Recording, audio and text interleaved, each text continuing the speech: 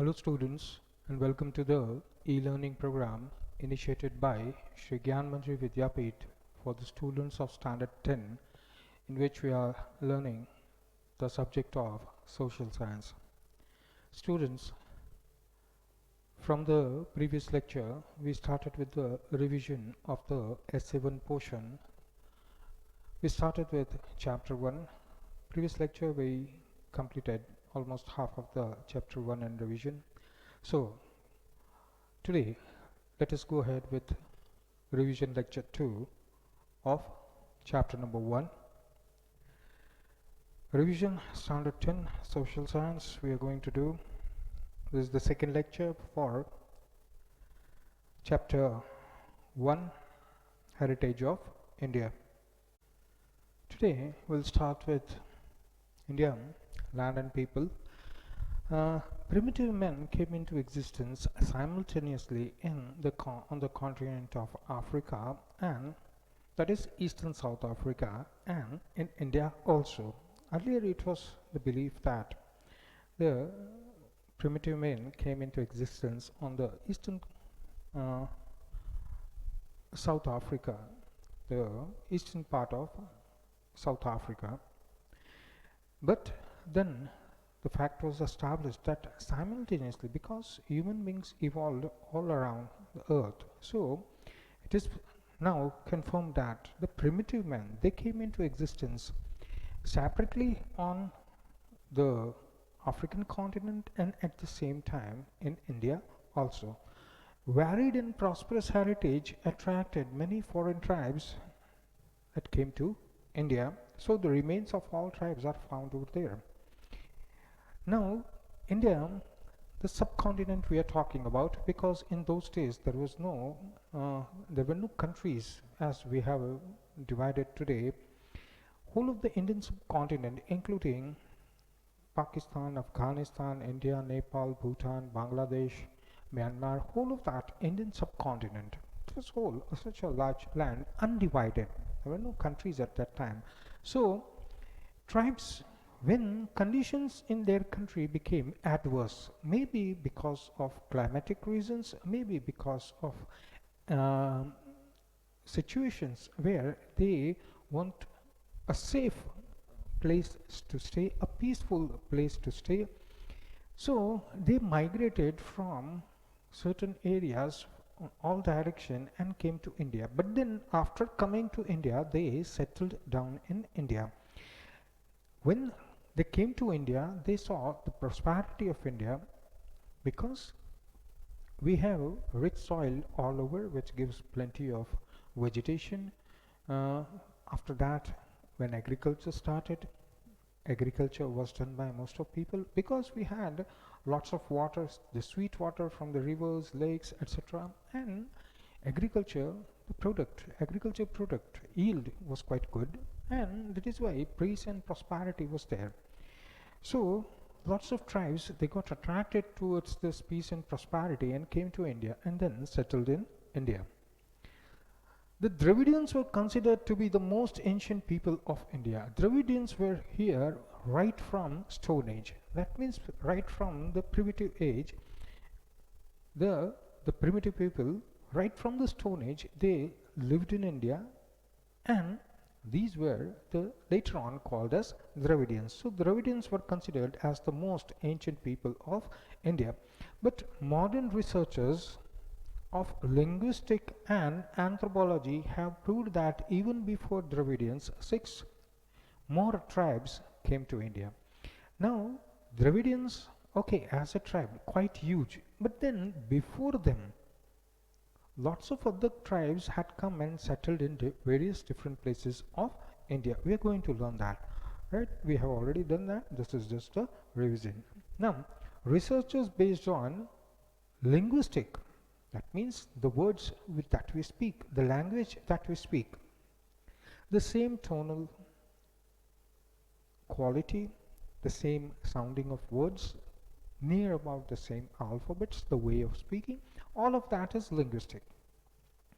Now researchers researched upon the tribes that came from foreign countries, from foreign land to India and settled down, and at the same time Dravidians were also there. So then later, based on their research, they were able to prove that when Dravidians were living, okay, they were living in one part of India, right, but other tribes that came from outside, they were also present over there even before the Dravidians were there. So list of tribes that came to India, lots of them are there. Yes, out of them we are going to learn the main ones, that is Negrito or the Hapsi people. Then we have Australoid, that is the Nishad people. Then the Dravidians, the Aryans, Mongoloid tribe, Alpine, Dinaric and Armenoid. These many tribes, we are going to learn them one by one. These are the tribes. Along with Dravidian tribes, they were also living peacefully in many other parts of India. First, we learn about the Negrito tribe. Some historians believe that Negrate or the Negroes are the most ancient inhabitants of India. Now, it's very difficult to prove all this scientifically, but then researchers are able to prove that with the help of science itself, that Negrito people, they migrated, many of these people, they migrated all the way from Africa and came from the land route. Yes, sea route was, of course, open to them, but then they did not have the means to cross the sea. So they had to cover all that route on foot, and slowly from the continent of Africa, they came over to the Arabian countries, from there on to Iraq, Iran, and then of course we have today's Pakistan, and from there they migrated into India. So some historians believe that the original inhabitants of India, they were the Negroes. Another name is Negrito. Locally we call them Hapsi people also, right, because of the dark skin. So some of the researchers, they do believe, but we will keep the fact that the Dravidians, they are called the most ancient inhabitants of India. They came from Africa via Balochistan to India. I just explained the land route through which they traveled, because Africa, quite a big continent, and that also we are talking about the southernmost part, and that also eastern. Southern part of African continent, they traveled all the way up till Egypt.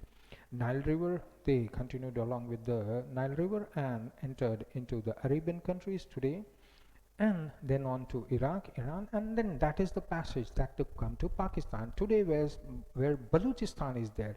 From there they came to the banks of river Indus. Now, what are the physical features of these people? They are black in color, their skin color is quite dark black. Having a height, they have less height comparatively to the Indians, 4 to 5 feet in height, and the unique physical feature is the curly hair that they have. Next are the Australoids. People of this tribe came from Southeast Asia.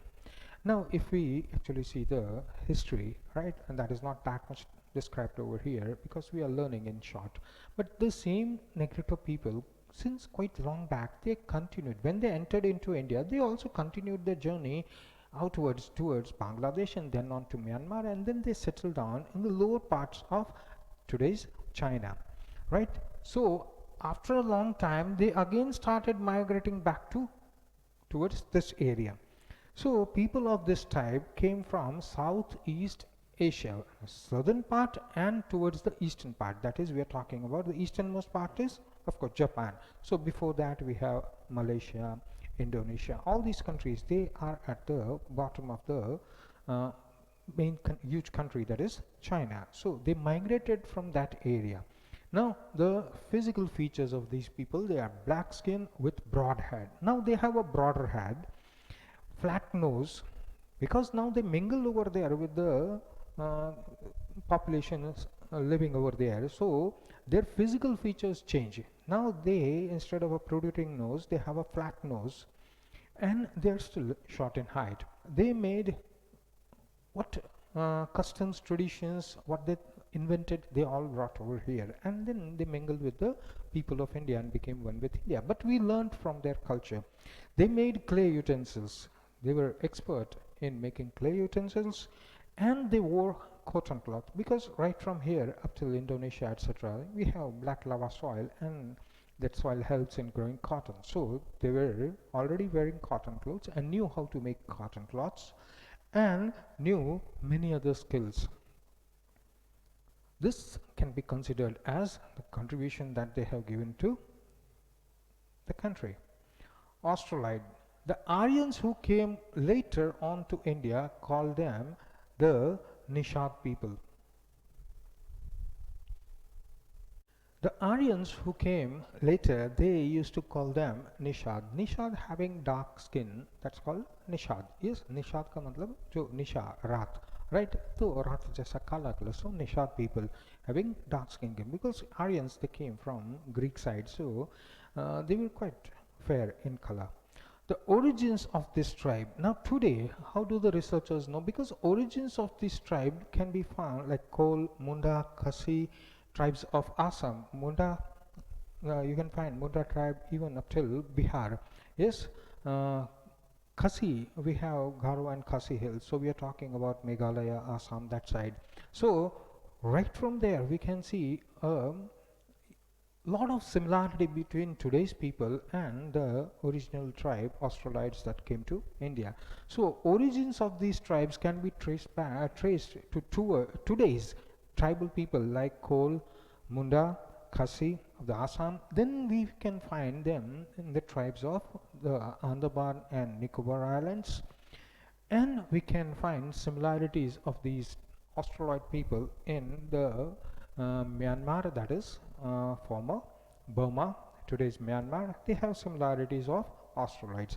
Their contribution is also very valuable, because for the development of Indian culture, civilization, their contribution is quite immense. That means quite a lot.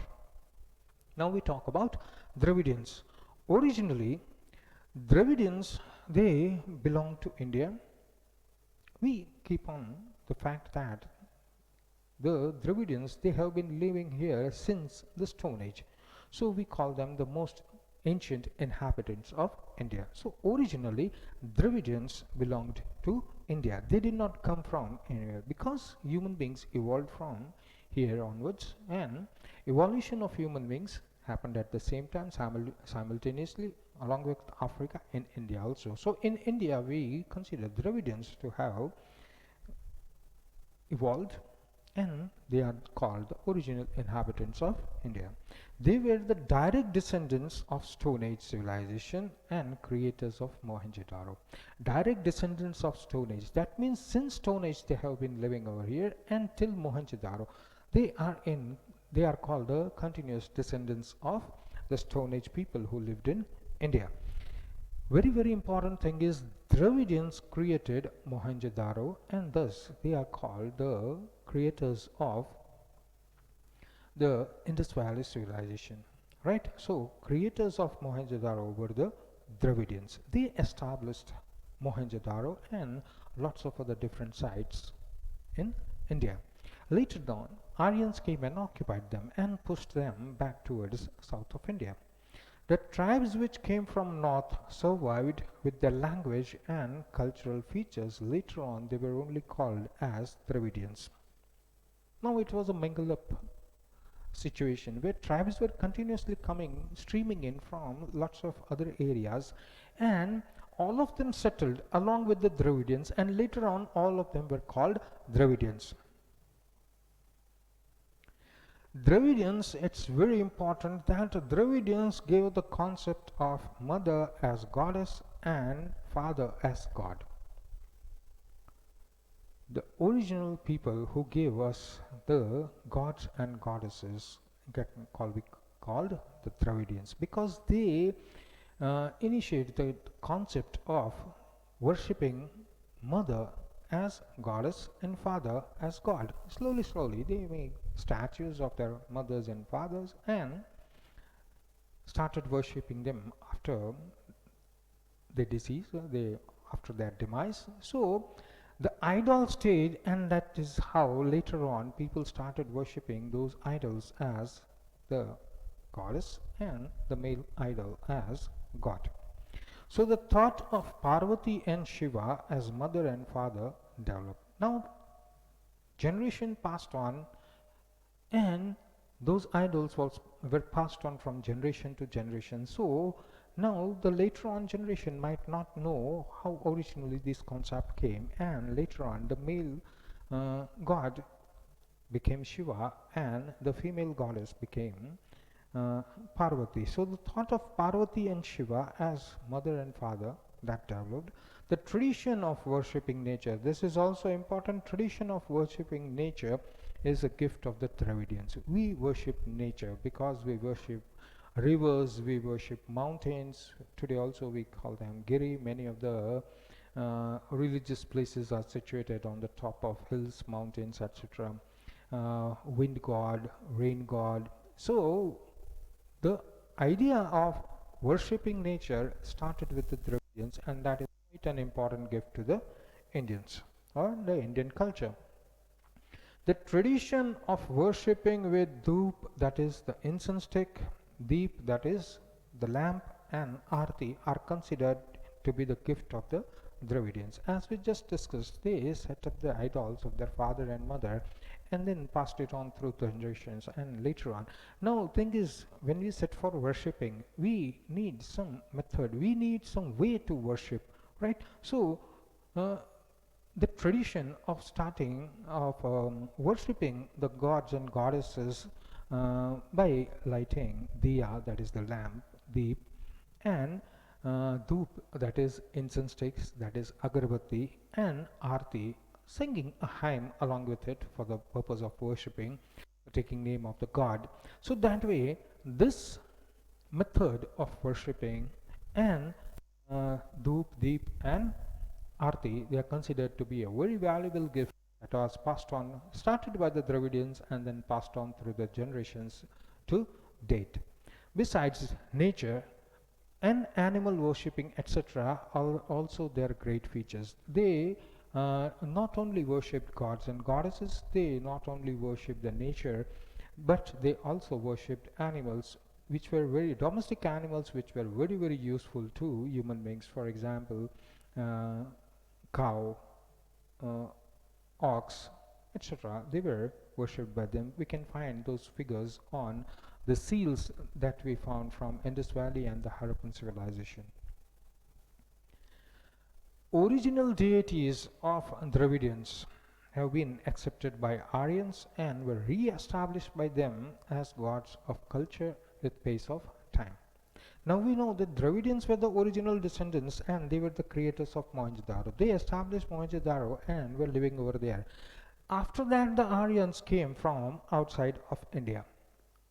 When they came, they crossed river Indus and settled in and around Mohenjo-daro, and then the population started increasing. So this forced the Dravidians to leave Mohenjo-daro and go towards south. But the gods and goddesses and the way of worshipping, etc., whatever the Dravidians did, that was upkept by the Aryans. Yes, the Aryans did not change it.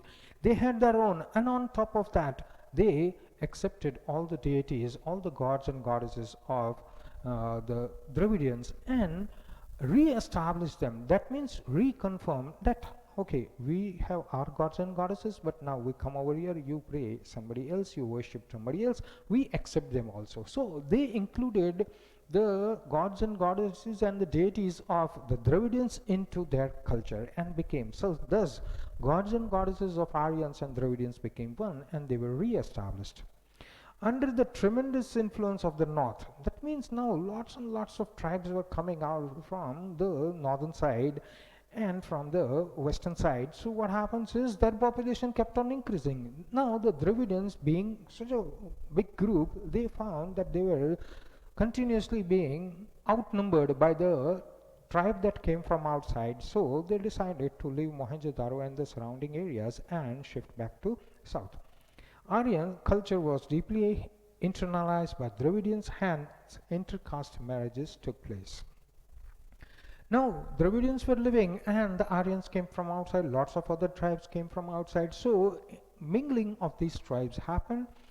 Men and women of different tribes, they married. So, intercaste marriage started taking place. And this Indianized the tribe who came from outside. Now, they are Indians because many of the men and women of both the tribes married each other, and this is how they got internalized. Dravidians का जो custom and tradition है, one of that is very very important. Dravidians had matriarchal system of family. What is matriarchal? We have a patriarchal family system over here where father or grandfather, that is the male, is the head of the family, then that's called patriarchal system of family. But Dravidians had a matriarchal system of family, that is they had woman as the head of their family. Dravidians, they progressed a lot because they have been living over here. We can see that they had built Mohenjo-daro, etc. So they were very skilled, they were educated, quite learned, and they made up many systems, like they had proper weights for measurement, proper measures for clothes, etc. So Dravidians had progressed a lot in crafts and building boats, raft, weaving, spinning, dyeing, etc. So all these skills they had acquired because they had been living over here quite long, and they developed these skills and they were expert in that. But now, due to the dominance of the Aryans outnumbered the Dravidians. So now Dravidians became a small group and Aryans were more in and around Mohenjo-daro and the surrounding areas of the Indus Valley civilization. So they left that area and shifted to South India, and then they settled over there. Now, south of India is also quite a large area, so they got distributed, and each of the area that we now today know as Karnataka, Andhra Pradesh, Kerala and Tamil Nadu, all of them were Dravidians who settled over there, but they developed different languages.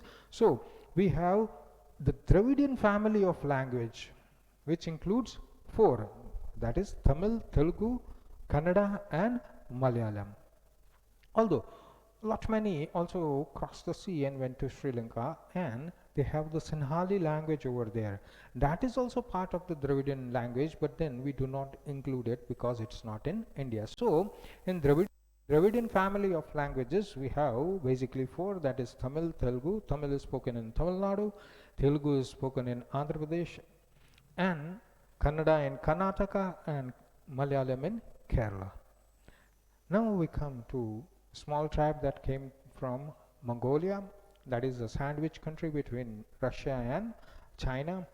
A small circle you will find over there between those two countries, Mongoloids. The people of Mongoloid tribe came to India from North China because that country is quite far away from the Himalayas. It came from north of China, and the straight route from Mongolia, today's Mongolia, comes straight through. Mongolia is the country from which Genghis Khan came. So that is the country, that is a small country in between Russia and China. So that is in north of China, and the straight line goes to Tibet. So they came to the highest plateau of the world, that is Tibet, and from there through the passes they crossed the Himalayas and came to today's Nepal, and then came down to India and settled in various places. Which are they? North of Assam, Sikkim, Bhutan, West Bengal. These are all the areas where these people settled. They gradually Indianized themselves with the passage of time. Again and again we have the word Indianized. Indianized means very, very much intermingling with the Indian tribes and intercaste marriage and all that. So basically now, after marriage, etc., they become Indian by accepting the religion, caste, creed, and language, culture, custom, tradition, all these things they accepted. They did not live there, but then they accepted because they lived over here. So that is called Indianizing of these tribes. Mongoloid people, because they come from a foreign country, their physical features are quite different from us.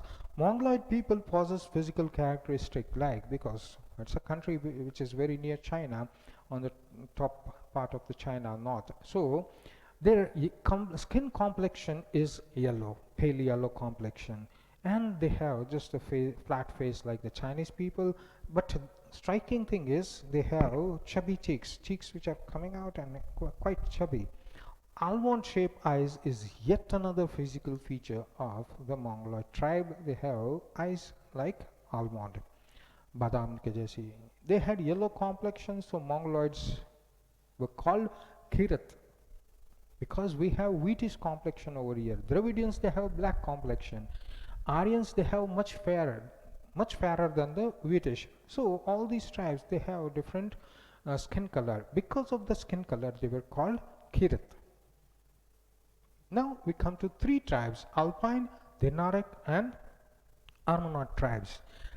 The people of these three tribes, they come from Central Asia. Now we north of China, that is Mongoloid. We shift from there to central of Asia, that is China and the lower parts of China. All these tribes have some similarity. The origin genes, that means today if we try to trace the people of these tribes, then we can find it in large number, where Gujarat, Saurashtra, Maharashtra, Bengal and Orissa, these are the places where we can still find traces of the genes of these people. Now we come to the most important question in this chapter, that is the Aryans. The Nordic Aryans were the creators of Aryan civilization in India. This should not be mixed up with Indus Valley civilization or should not be mixed up with the Harappan civilization. Aryan civilization is quite different from these two. We are not talking about the buildings, etc., that were excavated. They will still be known as Indus Valley civilization and Harappan civilization. The Nordic Aryans. Nordic Aryans, for example, in last year 9th standard, you must have learnt about Germany, the Nazis, right? So that the Nordic Aryans are the perfect race in the entire whole world, right? So that Nordic Aryans we are talking about, due to some unforeseen conditions, maybe political, maybe climatic, but they started living Europe and started migrating. Now Europe is above African continent. Yes, so from there directly they cross the Ural mountains and they can come to India. Yes, straight away Iran, Iraq, that path is also open to them. So Iran, Iran and then India. So they came basically from the western side of Indus River. The Nordic Aryans were the creators of Aryan civilization. After the Aryans came to India, they developed the language, that is Sanskrit language, and after that we have that ladder, social ladder, where Brahmins, Kshatriyas, Vaishyas and Shudras. So a social system that was started by the Aryans, that is that Aryan civilization. Hindus were called the Aryans. As I said, society, then Hindu is a society.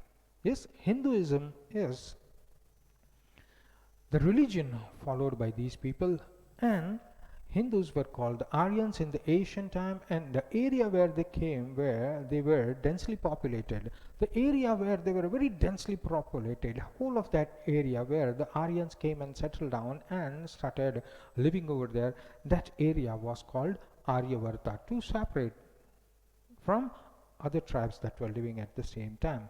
As 7 rivers were flowing over there, that region was named as Sapta Sindhu. Sapta Sindhu, the 7 rivers, Sapta means Sad. Now Sapta Sindhu, whole of the area. Sindhu is the Hindi name or the Sanskrit name for river Indus. So Sindhu river. Now which are the 5 tributaries of Sindhu river? That is, starting from the top, Chenab, Jhelum, Ravi, Bias, Satluj. These are the 5 tributaries of Indus River and the Indus River itself. So 6 rivers, plus if we come towards Delhi we have Yamuna. Yes, so whole of that area is called the Sapta Sindhu area. The area of Aryavarta was extended up till Mithila. Mithila in the ancient time was quite a big hot seat of power today it's in Bihar. So we can say from Indus River, the Aryavarta extended up till Bihar in the east, and in the south it spread up till the Vindhyas. Vindhyas, that means the center of India, right? Vindhyachal mountain ranges. So up till from Delhi, or you can say up from Indus River up to Delhi, then Delhi to Mithila, but down we do not have that much. They were Aryavarta, that whole of the area was limited up till the Vindhyas, not below that.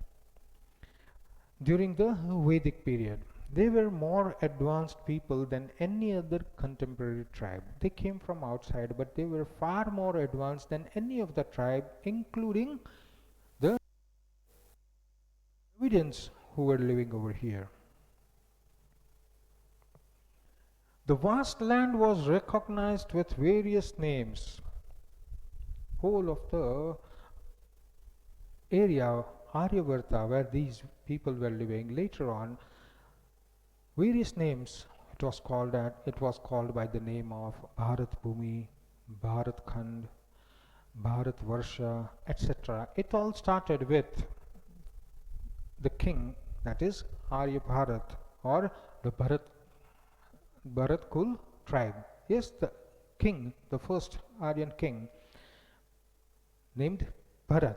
So whole of that Aryan civilization, whole of the area where the Aryans were living, it was recognized and called by various different names such as Bharat Bhumi, Bharat Khand, Bharat Varsha, basically after the great Bharat king, that is Arya king Bharat, or came from the Bharat Kul tribe. Bharat Kul tribe is nothing but the Aryans.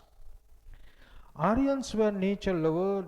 They loved and worshipped the trees, rivers, because these tribal people, wherever in those days, cities, towns, etc., but they were not that much developed, say here or Europe or anywhere, right?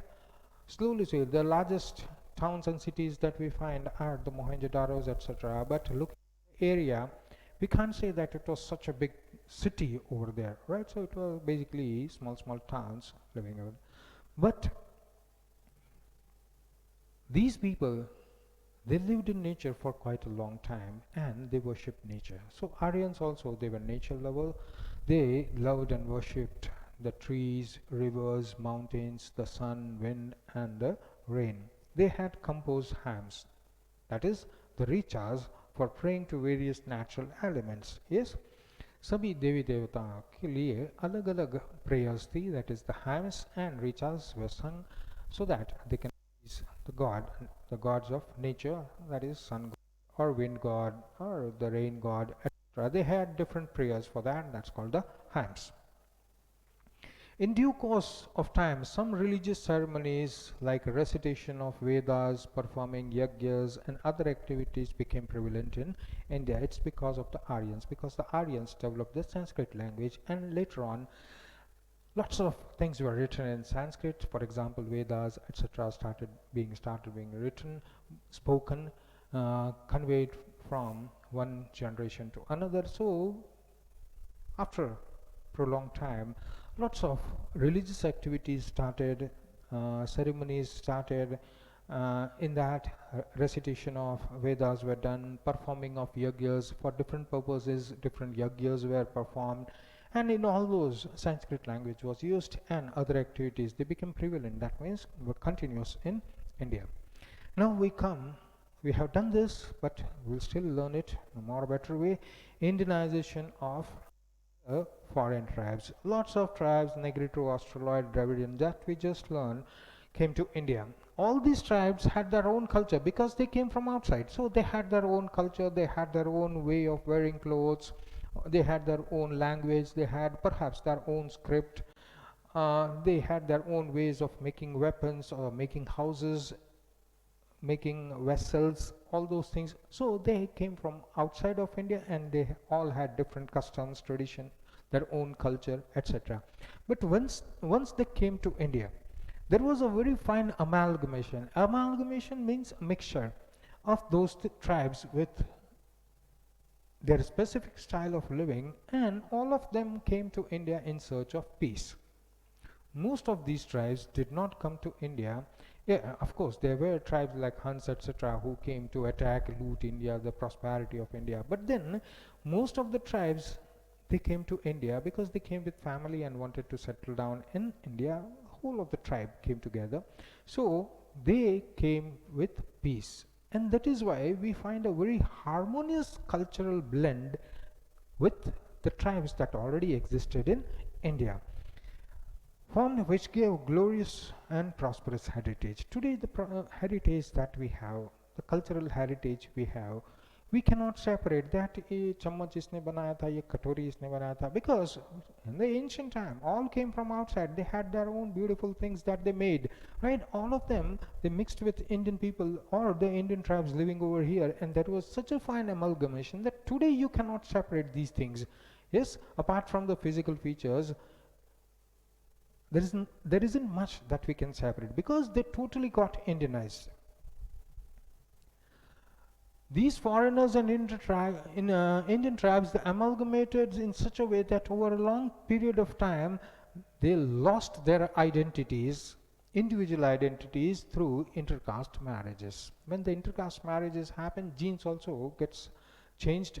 Yes, and they lose their identity because all these tribes, they came from outside, they settled in India. So marriages, intercaste marriages started happening, and woman of this tribe marries with man of that tribe, or woman of that tribe marries with man of this tribe. So intercaste marriages happened, and slowly all these foreign tribes, they lost their individual identity and became one with the people living in India. That is called Indianization. Outsiders and local people were greatly influenced by language, script, names, religious beliefs, etc. Because both of us had our own culture, our own language, perhaps our own script, etc. But when the tribes became mingled with each other and became one, it got Indianized, all these things got a very fine blend. So we use words of their language, we use many of the letters perhaps of, which belong to their language, we use lots of religious things used by them, beliefs that they have, they also accepted our religion, belief, everything, and played a vital role in Indianizing these foreign tribes. Preservation and conservation of heritage. We have such a varied heritage, diverse heritage, and we got to preserve it and conserve it. Preserve is safeguarding, conserve it means not only protecting it for the present day but also upkeeping it for the future generation. So each aspect of Indian heritage has made India eye-catching, picturesque and attractive. Heritage has brought lots of glory to our nation. India attained a leading position in the world by keeping up its rich heritage and protected it and preserved it through all these years.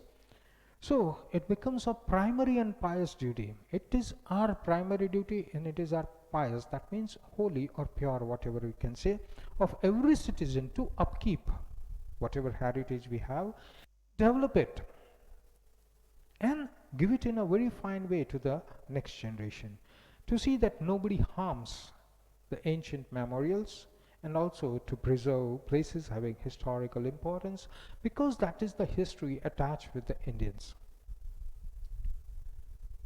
We have lots and lots of monuments all over India, ranging from some 50 to 100 years, constructed before 50 to 100 years, to have been constructed some 5,000 years ago or even before that. It is our duty to preserve all those monuments, all those historical places which have given us this rich heritage. It becomes our duty. So, when our country became free from the Britishers and we gained independence, when we made our constitution, a special mention in the constitution is made by the makers of the constitution, so that it becomes the duty of each and every Indian to preserve and conserve the rich Indian heritage that we have. Where do we find it in the constitution? We find that in the Article 51A, in that para 6, 7 and 8. So we call it as Article 51 A, para 6, 7 and 9 describes the following duties for preservation of our cultural heritage. To understand the importance of our harmonious culture, that is the first one. So that first one is 51A, para 6. To understand the importance of our harmonious culture, unless and until we do not understand the meaning, then how are we going to preserve it? So if we consider this as a harmonious culture, harmonious belongs to everyone, irrespective of religion, caste, creed, whatever. Differences of state, language, all that is going to be there, right? But when it comes to heritage, all the Indians have got this heritage from forefathers. So it becomes, first thing is to understand the importance of this harmonious culture. If we understand, then automatically we are not going to harm it. Then prosperity, today whatever we are, yes, if some foreigner tells us that we love your Taj Mahal, then it is not only a matter of pride for an individual, it is the matter of pride for all of the Indians. And reverse, when somebody says that Taj Mahal is worth seeing once in a lifetime, then it is not a matter of pride only to the country of India, it is a matter of pride to each and every Indian, because we have helped in preserving and conserving it. See, these 400 years we have been preserving and conserving it, right? That is how today's generation is able to see the Taj Mahal, because we preserved it and conserved it.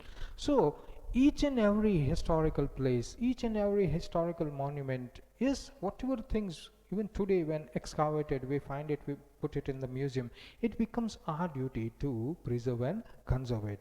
And the second one, preservation and conservation of heritage, that is article 51A, para number 7, maintain the forest, tanks, rivers, ponds, the wildlife, bird, animal, along with maintaining the natural environment, and to show compassion for all living creatures. This is included in the Constitution. Whatever has been built, it has been built for us. Somebody very thoughtfully has built all these places for the well-being of the people living over there. For example, maintain the forest. Now, how are we going to maintain a forest? Do we ever go to maintain the forest?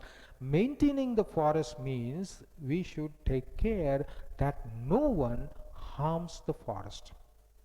If we see somebody cutting down a tree in the forest, then the authorities should be informed about that and see that the authorities are actually trying to take some action against the defaulters. There is proper law, and that law is forcefully enforced upon the wrongdoers.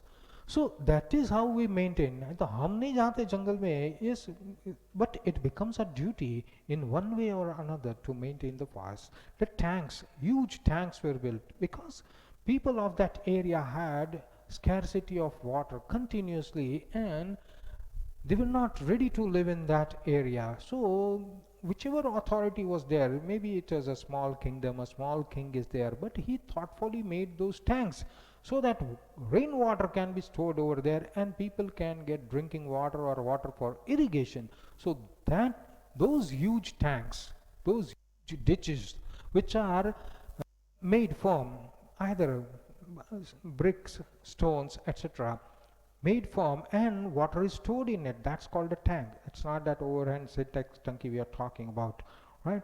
Rivers, ponds, we dump lots of waste in the nearby rivers, ponds, etc., making it dirty, right? If we clean, we keep it clean. So that is how we perform our duty, right? By not dumping all the pollution in it, right? And making the river water dirty or the pond water dirty. It is not only for our use, it is used by lots and lots of people. Wherever the river is flowing, everybody uses that water. So it becomes our duty. Wild animals, how are we going to protect the wild animals? Yes, for that government has taken steps by making national parks, sanctuaries, declaring that area reserved by making a barricade and the barbed wire fences, etc., and declaring laws for that so that nobody goes in and harms the wildlife. If we find someone doing that, then it becomes our duty, right, to inform the authorities. This way we are preserving the rich animal life that we have, the rich plant kingdom that we have, birds, along with maintaining the natural environment. How are we going to maintain the natural environment?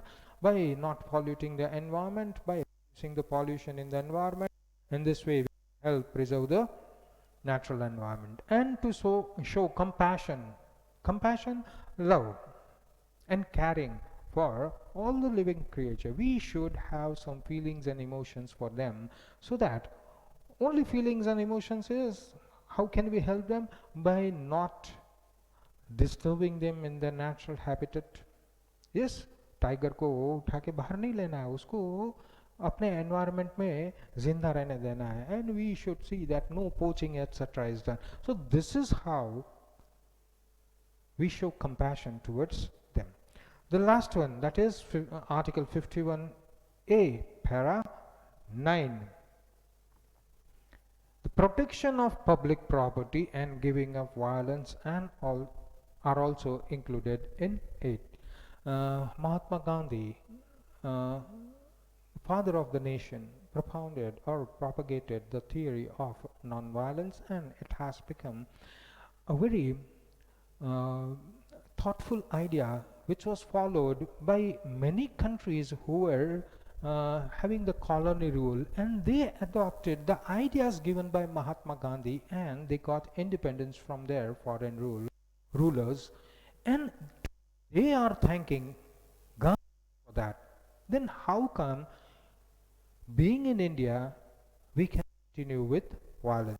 So giving up violence is each and everyone's duty. Another thing given over here in the same paragraph is protection of public property. We just had the example of Taj Mahal. Now whoever visited Taj Mahal, अपना sign वहाँ पे ion की nail से करके आता है. So millions of people have visited Taj Mahal. The Taj Mahal would have been filled up with signature. You cannot see marble anywhere, you will find signatures everywhere, right?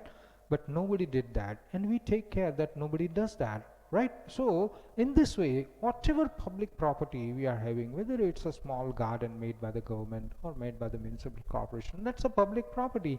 If we don't do any harm to it, if we do something to enhance it, make it more beautiful, then that is the duty that we are performing towards the country. That is the moral duty of each and every citizen.